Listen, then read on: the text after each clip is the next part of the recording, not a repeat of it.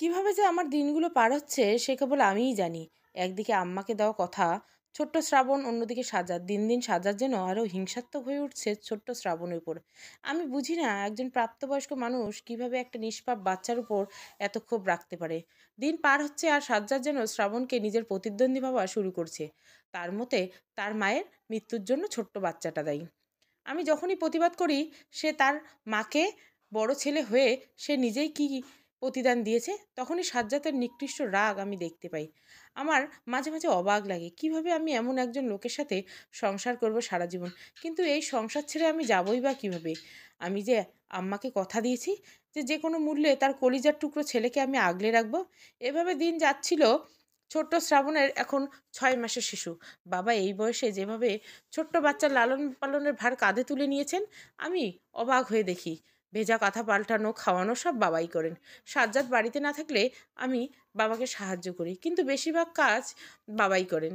আমি যে সাজ্জাদকে রাগকে ভয় পাই তা নয়, তবে ও রেগে গেলে কুৎসিত ভাষায় ঝগড়া শুরু করে দেয়। আমি চাই না বাবা এই বয়সে ওসব কথা সহ্য করুক।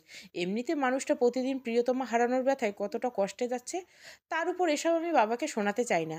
তাই সাজ্জাদ যতক্ষণ বাড়িতে থাকে আমি আমার ঘরে চুপ করে বসে থাকি। ও চলে গেলে আমি বাবাকে সাহায্য করি যতটুকু পারি।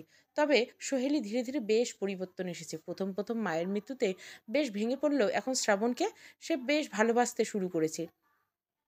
যতটুকু সময় ক্লাস থাকে ঠিক ততটুকু সময় সে ভার্সিটি থাকে, এরপর বাসায় ফিরে আসে।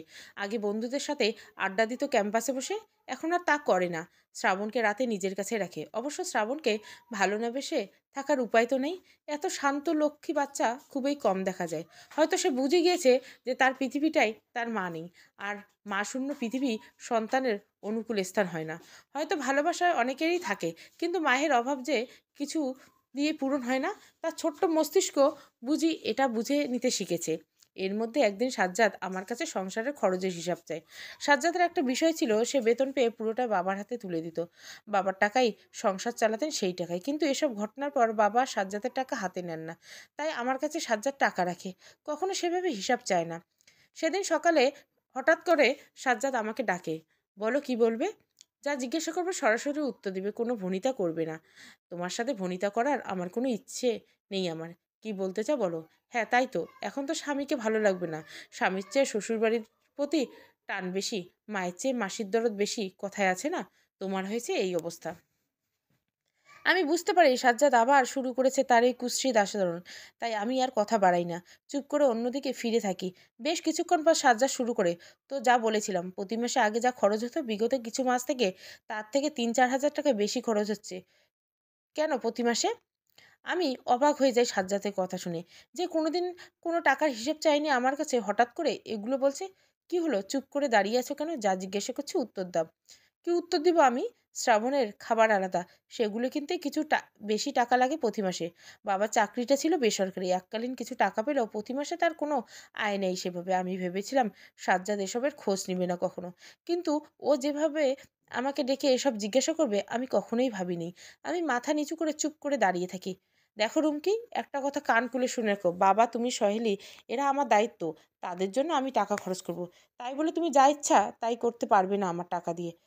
সাবধান করে দিলাম। আমার মাথা গরম হয়ে উঠল। সামান্য চিৎকার দিয়ে বললাম, আর শ্রাবণ, সে তোমার দায়িত্ব নয়? সাজ্জাদ কঠিন গলায় বলল, না। আমি হতবাক হয়ে তাকিয়ে থাকি। এতটা খারাপ কিভাবে একটা মানুষ হয়? এমন না যে সে কম উপার্জন করে, বেশ ভালোই টাকা মাস গেলে সংসারে আসে, যা বেশি হয়ে যায় আমাদের জন্য। আমার চোখ দিয়ে পানি পড়তে থাকে টপ টপ করে। আমি খুব করে চাচ্ছিলাম এসব কথা যেন বাবার কানে না যায়। আমি ঠিক একটা ব্যবস্থা করে নিতাম, কিন্তু শেষ রক্ষা আর হলো না। সাজ্জাদ দরজার কাছে যেয়ে জোরে জোরে আমার উদ্দেশ্যে বলল, পরের মাস থেকে কোনো ফালতু খরচে যেন আমার টাকা খরচ না হয়, এটা মাথায় রাখবে। সাজ্জাদ এমনভাবে কথাটা বলল যাতে বাবার কানে যায়। আমার যেন অবাক হওয়ার সীমা অতিক্রম করে গেছে। এই সাজ্জাদ কিছুদিন আগে মায়ের মৃত্যুতে কিভাবে হাউমাউ করে কাঁদতে লাগলো, এতটা নিচে কিভাবে নামতে পারে? আমার বাবার সামনে মাথা উঁচু করে দাঁড়াতে ভীষণ লজ্জা লাগছে। শ্রাবণের খাবার প্রায় শেষ হয়ে যেছে। কথা ছিল সাজ্জাদ আজকে সংসারের খরচ আমার হাতে দিল, আমি বাবাকে সেখান থেকে শ্রাবণের খাবারের টাকা দিব। বাবা কিনে আনবে, কিন্তু আমি এখন কিভাবে বাবার সামনে যে দাঁড়াবো? মামুনি, বাবা নিজে এসে দাঁড়িয়েছেন আমার ঘরের সামনে। আমি চোখ মুছে তাড়াতাড়ি উঠে বলি, আসতে বলি, বাবা কিছু বলবেন? আমি শ্রাবণের খাবার কিনতে যাচ্ছি, তুমি একটু ওকে দেখো। কিন্তু বাবা টাকাটা? বাবা আমাকে থামিয়ে দেন, কথা শেষ করতে না দেন। মারে, আমার সন্তান সাজ্জাদ, সহেলি যেমন আমার সন্তান, শ্রাবণও আমার সন্তান। ওদের যেভাবে মানুষ করেছি আমার দায়িত্ব শ্রাবণকেও সেভাবে মানুষ করা। সাজ্জাদ তার ভাইয়ের থেকে মুখ ফিরিয়ে নিতেই পারে, কিন্তু বাবা হয়ে আমি সন্তানের দিক থেকে মুখ ফিরিয়ে নিই কিভাবে বলো? শেষের কথাটা বলার সময় বাবার গলাটা একটু ধরে আসে। আমি তাকিয়ে থাকি বাবার দিকে। কিন্তু বাবা, আপনি কোথায় টাকা পাবেন? আল্লাহ একটা ব্যবস্থা করে দিবে মা, তুমি ভেবো না। এই বলে বাবা চলে যাচ্ছিল। আমি পিছন থেকে তাকে ডাকলাম। বাবা একটু দাঁড়ালেন। বিয়ের আগে থেকে টুকিটাকি ফ্রিল্যান্সিং এর কাজ করি আমি। বিয়ের পর সেভাবে সময় না পেলে মাঝে মাঝে করা হয়। তার থেকে পাওয়া কিছু টাকা আমার কাছে ছিল। আমি সেই টাকাটাই বাবার হাতে তুলে দেই। বাবা, এটা রাখেন। এটা আমি দিলাম ছোট্ট শ্রাবণের জন্য। বাবা ব্যস্ত হয়ে বললেন, না না মামুনি, সাজ্জাতের এক টাকাও আমি শ্রাবণের জন্য খরচ করব না। বাবা, এটা সাজ্জাতের টাকা না, এটা আমার টাকা। দয়া করে আমাকে কিছু করার সুযোগ দিন শ্রাবণের জন্য। না হলে যে আম্মাকে দেওয়া কথা আমি রাখতে পারবো না। আপনি না করবেন না বাবা। বাবার চোখ থেকে পানি পড়তে লাগলো। চোখ মুছে বলে, মা, তোমার কাছে তো আমি দিন দিন আরও ঋণী হয়ে যাচ্ছি। আপনি আমাকে মা বলে ডাকেন বাবা। আমি আপনার মা। মা হয়ে এইটুকু করব না? বাবা আমার মাথায় হাত রেখে ঝরঝর করে কেঁদে দেন। এর মধ্যে আমাদের জীবনের প্রায় 2টা বছর কেটে যায়। সাজ্জাদ শ্রাবণের সম্পর্কে কোনো পরিবর্তন আসেনি। শ্রাবণ এখন হাঁটতে শিখেছে। ছোট্ট ছোট্ট পা দিয়ে যখন সারা ঘরে দৌড়ে বেড়ায়, কি যে মিষ্টি লাগে দেখতে। তার যত খুশি আবদার যেন আমাকে ঘিরে। আমি রান্নাঘরে থাকি বা ছাদে থাকি, একটু পরপর দৌড়ে যেয়ে আমাকে 2 হাত দিয়ে জড়িয়ে ধরবে। আমি যখনই বলবো, এটা কি আমার ছোট্ট শ্রাবণবাবুর, লজ্জায় মুখ লুকায় তখন সে। দূরে যেয়ে খিলখিল করে হাসে আমার দিকে তাকিয়ে। সেই হাসির মুখটায় আমি যেন আম্মাকে দেখতে পাই। ঠিক যেন আম্মা হাসছে। উদাস হয়ে যাই আমি সেদিকে তাকিয়ে। আর ভাবি, সাজ্জাদ কেমন মানুষ। বাচ্চার মুখের দিকে তাকিয়ে কি নিজের মাকে দেখা যায় না? শ্রাবণ বড্ড ভয় পায় সাজ্জাদকে। সে কখনো সাজ্জাদের সামনে পড়তে চায় না। যতক্ষণ সাজ্জাদ বাড়িতে থাকে ও বাবা বা সহেলির কাছে থাকে, আমার কাছে খুব একটা আসে না। অজানা এক ভয়ে কুঁকড়ে থাকে সাজ্জাদকে দেখলে। ছোট্ট বাচ্চারা বুঝতে পারে অনেক কিছু। হয়তো সে বুঝে গেছে তার কপালে ভাইয়ের আদর নেই। কিন্তু শ্রাবণ এখনো কোনো কথা বলে না। এই বয়সে বাচ্চারা আদো আদো বলিতে অনেক কথা বলে, কিন্তু শ্রাবণ এগুলো কিছুই বলে না, শুধু হাসে। বাবা মাঝে মাঝে বেশ দুশ্চিন্তা করে এই ব্যাপারে। আমি বাবাকে বুঝিয়ে কোনো না কোনো বাচ্চা দেরিতে কথা বলা শিখে, এটা কোনো সমস্যা না। কিন্তু বাবার দুশ্চিন্তা কমে না। কিন্তু আমার জীবনে এর মধ্যে অনেক বড় একটা দুর্ঘটনা ঘটে যায়, যা আমার জীবনটা ওলটপালট করে দেয় এক মুহূর্তে। আমি তখন 5 মাসের অন্তঃসত্ত্বা। এই খবরটা আমি আমার খুব কাছের মানুষকে ছাড়া আর কাউকে জানা নেই। এই 5 মাসে আমি যেন সাজ্জাদকে নতুন করে আবিষ্কার করলাম। আমাকে যেন পারলে মাথায় করে তুলে রাখে। আমাকে কাজ করতে দেয় না, কাজ করার জন্য একজন সহকারী পর্যন্ত রেখেছে। খুব তাড়াতাড়ি বাড়ি ফিরে আসে। আমার কখন কি লাগবে, কখন কি খেতে ইচ্ছে করে সব কিছুর খোঁজ রাখে। বাবা খুব খুশি হন এগুলি দেখে। কিন্তু আমার কাছে বারবার করে আম্মার মুখটা মনে পড়ে। এই একই সময় আম্মা পার করেছেন। কই, তখন তো সাজ্জাদ এমন করেনি, বরং তাকে দিনের পর দিন কষ্ট দিয়েছে। মায়ের জন্য যেটা করতে পারেনি, স্ত্রীর জন্য কেন করবে সে? এই জিনিসটা আমি মাঝে মাঝে মেনে নিতে পারি না। সাজ্জাদের এত ভালোবাসা আমার ভালো লাগলেও আগের কিছু স্মৃতি আমার মনে পড়ে যায়। শ্রাবণের সাথে এখন তার সম্পর্ক আগের মতোই। বাবার সাথে প্রয়োজন ছাড়া খুব বেশি কথা বলে না। আমার মা মাঝে মাঝে আমাকে দেখতে আসতেন। আমাকে তার নিজের কাছে নিয়ে যেতে চান। সাজ্জাদও তাই চায়, কারণ আমাদের বাড়ি অনেকটা কাছের। সাজ্জাদ অফিস থেকে ওখানে যেতে পারবে। কিন্তু আমি এই সংসার থেকে একদিনের জন্য কোথাও যেতে নারাজ। আমি চলে গেলে শ্রাবণকে কে দেখবে? বাবাকে কে দেখবে? এই সংসার আমার প্রাণ। আমি এখান থেকে কোথাও যেতে চাই না। এই নিয়ে আমার মায়ের খুব ক্ষোভ আমার উপর। তিনি ভীষণ বিরক্ত হন আমার এইসব কথায়। সে আমি বেশ বুঝতে পারি, কিন্তু তবুও আমি কোথাও যাব না। মেয়ের জেদের কাছে হার মেনে নেয় মা। আর কিছু বলে না। তবে প্রায় প্রতিদিন আমাকে দেখতে আসে এই বাড়িতে। আমার পছন্দের খাবার বানিয়ে আনেন। তবে কোনো এক অজানা কারণে আমার মাও শ্রাবণকে পছন্দ করে না। আমার কাছে আসলে মা ওকে চলে যেতে বলেন। একদিন থাকতে না পেরে আমি বলি, মা তুমি এমন করো কেন? ও আমার কাছে আসলে তোমাকে তো বিরক্ত করছে না? মা রাগ দেখিয়ে বলে, এখন তোমার খুবই নাজুক সময়। এই সময় ছোটখাটো আঘাত ভয়ানক কিছু হতে পারে। ছোট্ট বাচ্চা খেলতে যে কখন আঘাত করে বসবে তার ঠিক আছে? আমি হেসে দেই। শ্রাবণের কাছে বসিয়ে চুল বেলি কেটে দিতে দিতে বলি, শ্রাবণ ওরকম বাচ্চাই না মা, ও অনেক শান্ত। মা কিছু বলে না, রাগি রাগি মুখ করে আমাদের দিকে তাকিয়ে থাকেন। ঘটনার দিন সকালে সাজ্জাদ অফিসে যাওয়ার পর আমি যথারীতি ছাদে যাই কাপড় মেলতে। যদিও এই কাজ আমার করা নিষেধ, সাজ্জাদ জানলে খুব রাগ করবে। তবুও সারাদিন ঘরে বসে থাকতে আমার ভালো লাগে না। তাই কাউকে না জানিয়ে ছাদে চলে যাই। আমার পিছু পিছু শ্রাবণও যায় আমার সাথে। আমি কাপড় মেলছিলাম আর শ্রাবণ নিজের মতো করে খেলছিল। হঠাৎ একটা ইটের টুকরোতে পা বেঁধে আমি পড়ে যাই। ব্যথায় চিৎকার দিয়ে উঠি। শ্রাবণ তখন কিছুটা দূরে বসে খেলছিল। আমার চিৎকার শুনে আসে আমার কাছে। আমি তখন কোনো দিকে তাকাতে পারছি না। অসহ্য যন্ত্রণায় মনে হচ্ছে আমি মরেই যাব যেকোনো মুহূর্তে। শ্রাবণ ভয় পেয়ে আমাকে দেখে। কিছুক্ষণ ছটফট করতে থাকে। আমি জোরে, জোরে বাবা আর সহেলীকে ডাকি। কিন্তু দোতলার ছাদ থেকে নিচতলা পর্যন্ত আমার চিৎকার পৌঁছায় না। আমি কি করব বুঝতে পারছি না। আমার শরীর অবশ হয়ে আসছে ব্যথায়। ওঠার মতো শক্তিটুকু আমার নেই। আমি শুধু শ্রাবণের দিকে তাকিয়ে বলি, "শ্রাবণ, আমি মনে হয় আর বাঁচব না রে। আমি জানি না অতটুকু বাচ্চা কি বুঝলো। যে এতদিন কোনো কথা বলেনি, সে আকাশ কাঁপিয়ে চিৎকার করে বলে ওঠে, 'মা!' আমি স্তব্ধ হয়ে যাই শ্রাবণের ডাক শুনে। আমার চোখ দিয়ে টপটপ করে পানি পড়তে থাকে। আস্তে, আস্তে শ্রাবণের মুখটা ঝাপসা হয়ে আমার কাছে। আমি জ্ঞান হারাই। যখন জ্ঞান ফিরে আমি হাসপাতালে নিজেকে আবিষ্কার করি। আমার শরীর তখন ব্যথায় অবশ। হাত পা নড়াতে পারছি না। দেখি পাশে আমার মা মুখে আঁচল চাপা দিয়ে কাঁদছেন। সাজ্জাদ আমার পায়ের কাছে বসে আছে। তার চোখ মুখ অন্ধকার। মনে হলো কেঁদেছে। সোহেলি পাশে দাঁড়িয়ে কাঁদছে আর দরজায় বাবা দাঁড়িয়ে আছেন। তার পাশে ছোট্ট শ্রাবণ। সবার দিকে একবার চোখ বুলিয়ে নিলাম। কি হলো, সবাই কাঁদছে কেন? আমার কথা বলার শক্তি নেই, তবুও অনেক কষ্ট করে আস্তে করে বললাম, কি হয়েছে, সবাই কাঁদছো কেন? আমার কথা শুনে আমার মা আরো জোরে জোরে কাঁদতে থাকে। আমার মেয়েটার এ কি হলো আল্লাহ! আমার ফুলের মতো মেয়েটার এ কি হলো! আমি মায়ের কিছু কথা বুঝতেই পারছি না। হঠাৎ আমার মনে হলো আমার পেটে প্রচণ্ড ব্যথা।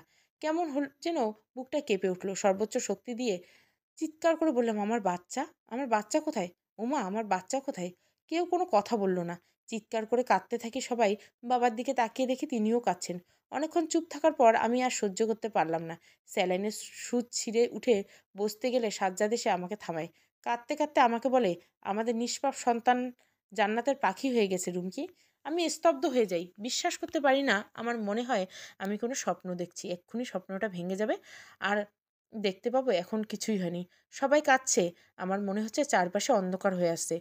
জোরে, জোরে শ্বাস পড়তে থাকে আমার। সাজ্জাদ এসে আমার মাথা ওর বুকে চেপে ধরে।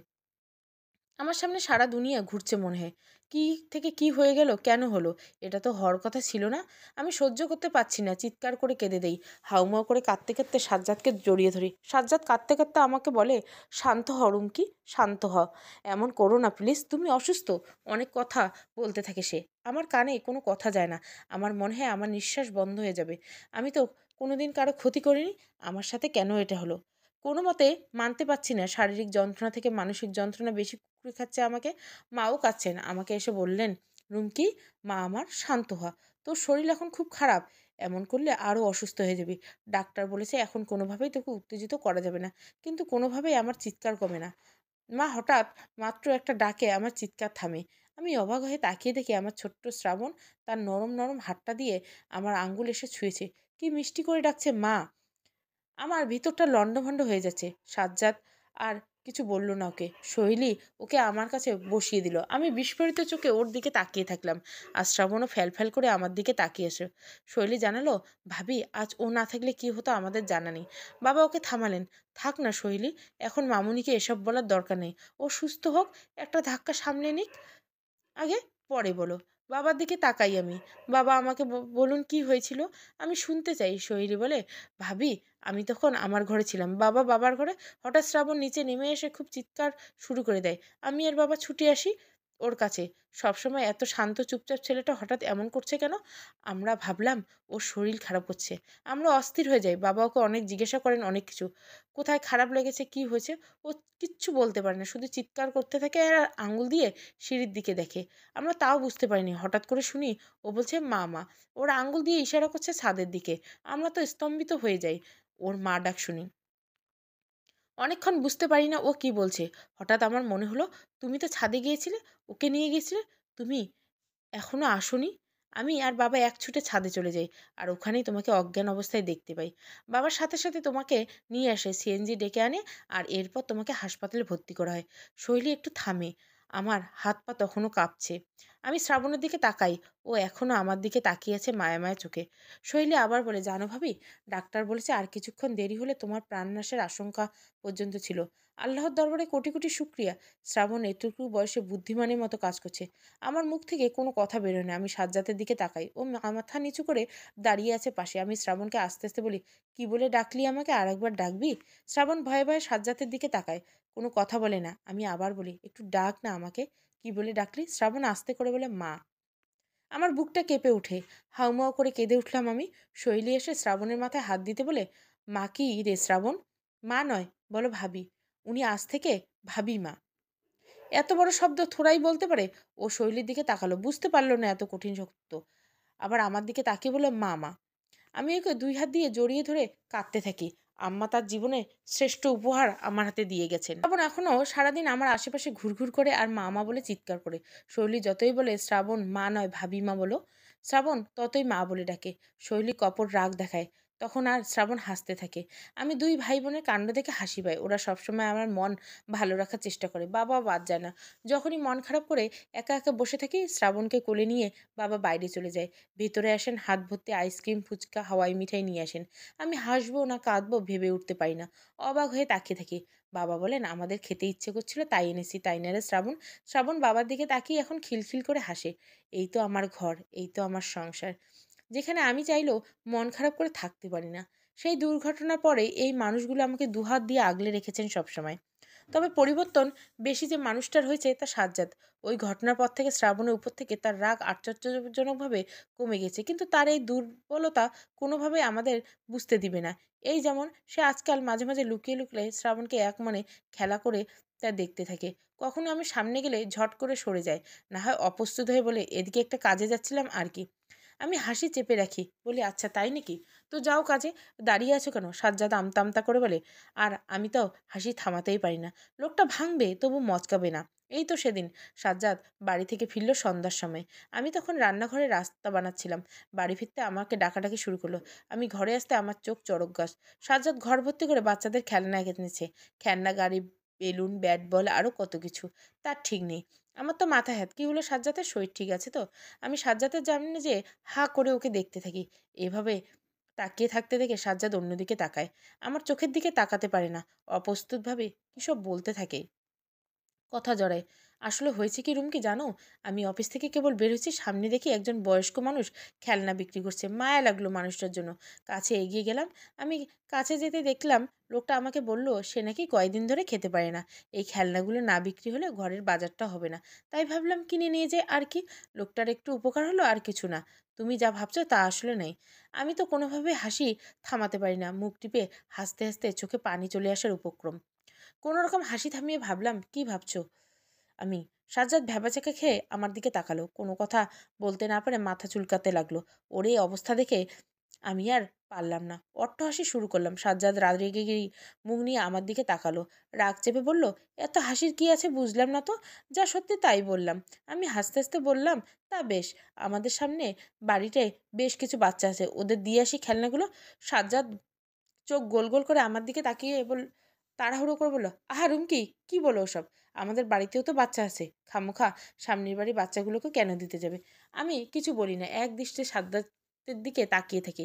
সাজ্জাদ অন্যদিকে ফিরে বলে, না মানে বললাম আর কি। সেদিন দেখলাম খেলনা কিছু না, চেয়ার টেবিল ধরে টানাটানি করছে। এত শব্দ করে না, ছেলেটা কি বলবে? আমার তো মাথা ধরে গেল। তাই ভাবলাম খেলনাগুলো দিয়ে খেলুক, শব্দ আর হবে না। আচ্ছা বুঝলাম, তাহলে শ্রাবণকে নিয়ে আসি। ওর জন্য এনেছে, ওর হাতে তো ও খুশি হবে।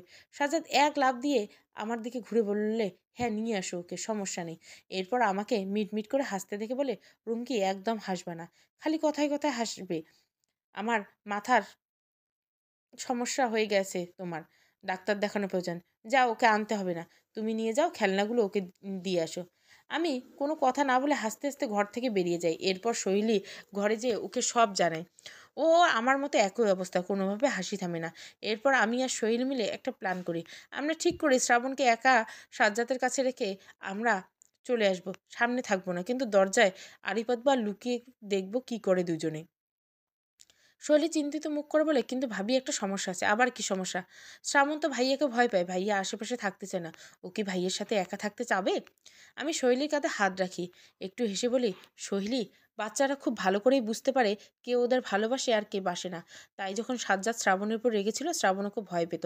কিন্তু এখন আমার মন বসছে শ্রাবণ আর সাজ্জাদকে ভয় পাবে না, কারণ সাজ্জাদ ভিতরে শ্রাবণের অদ্ভুত এক মায়া আমি দেখতে পাচ্ছি। এই মায়ার নাম কি যেন শৈলী। শৈলী আস্তে করে কি নাম ভাবি? আমি শৈলীর দিকে তাকিয়ে বলি, রক্তের টান। শৈলী কান্না ভেজা চোখে আমার দিকে তাকিয়ে থাকে। বাবার ঘরে যেয়ে দেখি বাবা খাটে শুয়ে গল্পের বই পড়ছেন, আর শ্রাবণ বাবার পাশে বসে এক মনে খাতায় কী সব আঁকিবুকি করছেন। আমি একটু উকি দিয়ে তাকাই ওর খাতার দিকে। সেদিকে তাকাতেই আমার চোখ ফেটে কয়েক ফোঁটা নোনা পানি ঝরে। আমার কান্না থেকে শৈলী দৌড়ে আসে, চিৎকার করে বলে, কি ব্যাপার ভাবি, কাঁদছো কেন? শৈলী চিৎকার শুনে বাবা গল্পের বই থেকে মুখ তুলে তাকান।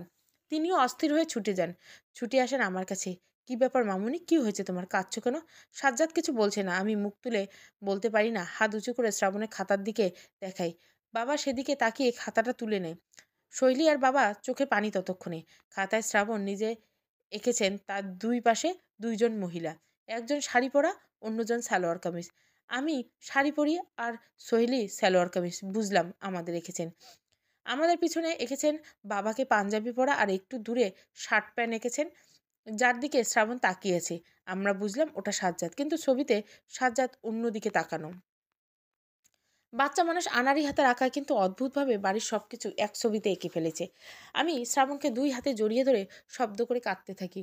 আমার কান্না শুনে সাজ্জাদ ছুটে আসে, অস্থির হয়ে জিজ্ঞাসা করে, কি ব্যাপার রুমকি, এভাবে কাঁদছো কেন? আমি উত্তর দেই না। সাজ্জাদ, শৈলী আর বাবার কাছে যাই। কেউ উত্তর দিতে পারে না, সবার চোখে পানি। সাজ্জাদ এবার ছুটে আসে শ্রাবণের কাছে। আমার কাছ থেকে ছুটিয়ে নিয়ে শ্রাবণকে বুকে চেপে ধরে চিৎকার করে বলে, কি হয়েছে তোর, আমাকে বল। কোথায় খারাপ লাগছে, কোথায় কষ্ট হচ্ছে, আমাকে বল। আমি আর তোকে বকা দিব না কখনো, আর রাগ করব না। শুধু বল তোর কোথায় কষ্ট হচ্ছে। শ্রাবণ সাজ্জাদের এই রূপের সাথে পরিচিত না, আর বুঝতে পারছে না সাজ্জাদ হঠাৎ এমন করছে কেন। সে ফ্যাল করে তাকিয়ে থাকে আমাদের দিকে।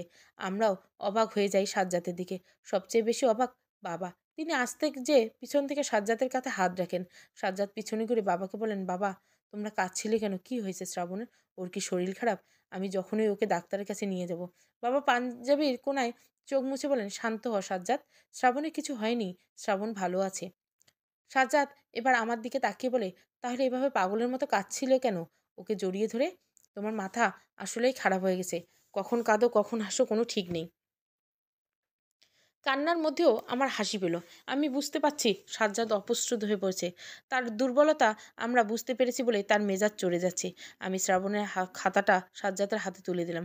সাজ্জাদ খাতাটা হাতে নিয়ে এক মনে তাকিয়েছে সেদিকে। আমি, বাবা আর শৈলী তাকিয়েছে সাজ্জাদের মুখে। আর শ্রাবণ তো কিছুই বুঝতে পারছে না, ভয়ে ভয়ে এসে আমার আঁচলের তলায় লুকিয়ে পড়েছে। সাজ্জাদ হঠাৎ খাতাটা রেখে শ্রাবণকে আমার আঁচলের তলা থেকে এনে তার সামনে এনে নিজের হাঁটু গেড়ে বসে পড়ে। শ্রাবণ অন্য সময় সাজ্জাদকে ভীষণ ভয় পায়, কিন্তু আজ সে সাজ্জাদের সামনে দাঁড়িয়ে একটুও ভয় পাচ্ছে না। শুধু অবাক হয়ে ফ্যাল করে তাকিয়ে আছে সাজ্জাদের দিকে। সাজ্জাদ শ্রাবণের মুখটা দুই হাত দিয়ে আলতো করে ধরে তার চোখের অঝরে পানি আস্তে করে বলে, শুধু ভাবিমাকে ডাকলে হবে? আমি ভালো না রে, তাই না? ভাইজান বলে একটু ডাকবি না আমাকে, একবার ডাক। শ্রাবণ একবার আমার দিকে তাকায়, একবার বাবার দিকে। ভাইজান আবার কি? এত কঠিন শব্দ সে কোনোদিনও বলবে না। সাজ্জাদ সহিষ্ণু হয়ে আবার বলে, কিরে শ্রাবণ, রাগ করে থাকবি, একটু ডাকবি না আমাকে? এই দেখ আমি কান ধরে বসলাম তোর সামনে, একটু ডাক আমাকে। আমি আর সহেলি ক্রমাগত কাঁদছি। আমাদের সবাইকে অবাক করে দিয়ে শ্রাবণ সাজ্জাদের দিকে তাকিয়ে ফিক করে হেসে দেয়। সেই টোল পড়া হাসি, একদম যেমন আম্মার মতো। সাজ্জাদ এক দৃষ্টিতে সেদিকে তাকিয়ে থাকে, হয়তো মায়ের মুখটা ভেসে উঠছিল সামনে। নিজেকে আর সামলাতে পারে না, শ্রাবণের বুকে জড়িয়ে হাউমাউ করে কেঁদে দেয়। শ্রাবণ কাঁদলে বাবা যেমন হাতের উল্টো পিঠ দিয়ে তার চোখের পানি মুছে দেয়, ঠিক তেমনই ছোট্ট শ্রাবণ সাজ্জাদের চোখের পানি মুছে দিয়ে হাসি হাসি মুখ করে তার দিকে তাকালো। সোহেলি ছুট্টে দুই ভাইকে জড়িয়ে ধরে কাঁদতে থাকে। আমি চোখ মুছে অন্যদিকে তাকাই। এই সুখের দৃশ্য বেশিক্ষণ দেখা যায় না। বুকের মধ্যে ব্যথা করে আস্তে আস্তে হেঁটে বাবার কাছে এসে দাঁড়াই আমি। বাবা বললেন, আমার চোখে কি যেন পড়েছে মামুনি, বুঝলাম না, শুধু পানি পড়েই যাচ্ছে। তুমি একটু থাকো ওদের কাছে, আমি যাই। আমাকে কিছু বলার সুযোগ না দিয়ে বাবা বেরিয়ে গেলেন। তার ঘরে যে তারার মেলা আজ বসেছে, এই দৃশ্য দেখে তিনি নিজেকে সামলাতে পারছে না। আমি তাকে আর ডাকি না, আজ সে কাঁদুক, অনেক দিনের কষ্ট চোখের পানির মধ্য দিয়ে বের করে দিক। আমি একটা দীর্ঘশ্বাস ফেলে ওদের দিকে তাকিয়ে থাকি। মনে হচ্ছে অনেক দূর থেকে আম্মা মুচকি মুচকি হাসছেন আমার দিকে তাকিয়ে। তার ছোট্ট নীড়ে আজ চাঁদের হাট বসেছে, কিন্তু শুধু তিনি নেই আমাদের মাঝে। আমি ওদের দিকে তাকিয়ে মনে মনে বললাম, এ সুখ যেন আমার ঘরে সারা জীবন বিরাজ করে। তোমরা সারা জীবন এভাবে থেকো, একটুও পাল্টে যেও না। সমাপ্ত। নিষ্ঠুর সন্তান গল্পটার পুরো পর্ব শেষ, দুটো পর্ব। ভালো লাগলে অবশ্যই লাইক শেয়ার এবং সাবস্ক্রাইব করবেন। Thank you for watching.